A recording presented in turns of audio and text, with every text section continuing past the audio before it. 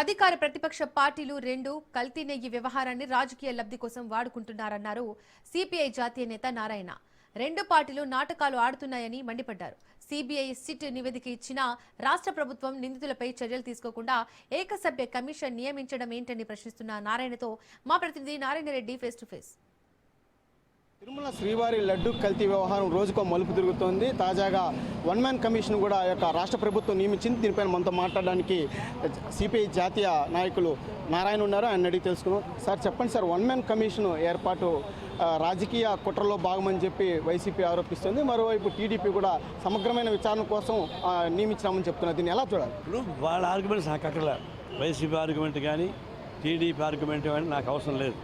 నేను తిరుగుతూ వాసిని కొండ నాకు తెలిసిన వాడిని, అందువల్ల నాకు చెప్పక్కర్లా. ఇప్పుడు కల్తీ జరిగిన మాట వాస్తవం. సిట్టు తేల్చింది, ఈఓతో సహా వాళ్ళ ముద్దాయిని తేల్చేసింది. వాళ్ళు చర్య తీసుకోవచ్చు కదా, ఇక ఆర్గ్యుమెంట్ ఎందుకు? మన దాని సిట్టు చేసినటువంటి డీప్ తీవ్రమైనటువంటి విచారణ జరిగిన తర్వాత వాళ్ళు వన్ మ్యాన్ కమిషన్ ఎందుకు అంటే రీరైటింగ్ జడ్జిమెంటా? తర్వాత ఇప్పుడు కాలయాపన చేసి మన అసెంబ్లీ చర్చ అంటున్నారు. అసెంబ్లీ అంటే అది ఒక చర్చ జరుగుతుంది. అంటే తిరుపతి లడ్డుని, తిరుపతి పవిత్రతని, వెంకటేశ్వర స్వామిని భ్రష్టు పట్టించడానికి, ప్రపంచవ్యాప్తంగా భ్రష్టు పట్టించడానికి ఉపయోగపడే ఆర్గ్యుమెంట్ తప్ప దేవుణ్ణి కాపాడాలని కానీ, పవిత్రత కాపాడాలని కానీ, శేషం దొంగలను పట్టుకోవాలనే ఉద్దేశం లేదు. దొంగలను తప్పించాలనే ఉద్దేశం వాళ్ళకి కూడా, టీడీపీ వాళ్ళకి కూడా. ఎందుకంటే రేపు మనసు జాగ్రత్త ఉండాలి. ఈ లోపల ఏమైంది, సుప్రీంకోర్టుకు సుబ్రహ్మణ్య స్వామి పోయాడు. అదేంటే అయితే మళ్ళీ ఇంకొంచెం ఆగిపోతుంది. అదికపోతే ఇంకా అది అయిపోతుంది. దీన్ని బట్టి 10 మంది పడింది సావదు, 10 మంది పడిన దానికి సంస్కారం కాదు. ఉద్దేశపూర్వకంగా అధికార పార్టీ ప్రతిపక్ష పార్టీలు కలిసి నాటకం ఆడి దోషులను తప్పించి దేశాన్ని బస్సు పెట్టడానికి ప్రయత్నిస్తున్నారు. తద్వారా బొగ్గు ఇల్లు కాలుతా ఉంటే చుట్టముట్టుస్తున్నట్టుగా దేవుడు అగ్నిలో వీళ్ళు మా పార్టీ కొట్టింది, మా పార్టీ గొప్పది అనుకుంటున్నారు. మీరు రెండు పార్టీలు ఆడ శ్మశానానికి పోతారు, జాగ్రత్త. సున్నితమైన ఈ అంశం పట్ల భక్తుల్లో కూడా కొంత వాళ్ళ మనోభావాలు దెబ్బతినే అవకాశం ఉంది కదా సార్. దీన్ని ఫుల్ స్టాప్ పెడితే మంచిది అనేది అభిప్రాయం కూడా ఉన్నది. నేను మొన్న కొండపోయినప్పుడు ఆ మాట చెప్పా, రాజకీయ నాయకులరా మీరు రోజు అదుపులో పెట్టుకోండి, జరిగిపోయింది, దీన్ని మాట్లాడబాకండి, కార్యాచరణకు పోండి అని చెప్పాను. నేను చెప్తే బీజేపీ అనవసరంగా దానిపైన నా రాద్ధాంతం చేశారు. వాళ్ళకి పనికి మాన వాళ్ళు. మరి దేవుడికి అన్యాయం జరుగుతామంటే బీజేపీ ఏం చేస్తుంది?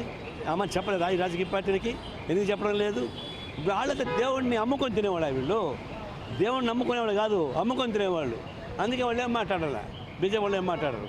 వీళ్ళు కొట్లాడుకుంటారు, వీళ్ళు కొట్లాడుకుంటారు, ఢిల్లీకి పోయి మోడీ కాళ్ళు కాడిపడి ఉంటారు. ఇద్దరు కలిసి చంద్రబాబు నాయుడు కానీ జగన్ కానీ ఇద్దరు మోడీ కాడే ఉంటారు. ఇది దొంగ నాటకాలు నమ్మకండి.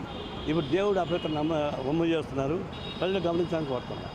తిరుమల శ్రీవారి కల్తీ లడ్డు వ్యవహారంలో ఇప్పటికే సిట్టు సిబిఐ పూర్తిగా నివేదిక కూడా సమర్పించడం జరిగింది. అయితే ఈ నేపథ్యంలో దోషులు ఎవరైనా ఉంటే వారిపైన చర్యలు తీసుకోవాలే తప్ప ఈ యొక్క కాలయాపన చేస్తూ అధికార ప్రతిపక్ష పార్టీలు రెండు నాటకాలు ఆడుతున్నాయని చెప్పి కూడా సిపిఐ జాతీయ నాయకులు నారాయణ అభిప్రాయపడ్డారు. మరోవైపు బీజేపీ హిందుత్వం గురించి మాట్లాడే బీజేపీ ఇలాంటి చర్యలను ఎందుకు ఖండించడం లేదని చెప్పి కూడా ఆయన ప్రశ్నిస్తున్నారు. పూర్తిగా అంటే ఏదైతే రాజకీయ పార్టీలు వాటి పబ్బం గడుపుకోవడం కోసమే ఈ యొక్క స్వామివారిని రాజకీయాలకి వాడుకుంటున్నాయని చెప్పి కూడా ఆయన ఆరోపిస్తున్న పరిస్థితి కనిపిస్తుంది. కెమెరామెన్ రమణతో నారాయణ, రాజ్ న్యూస్, తిరుపతి.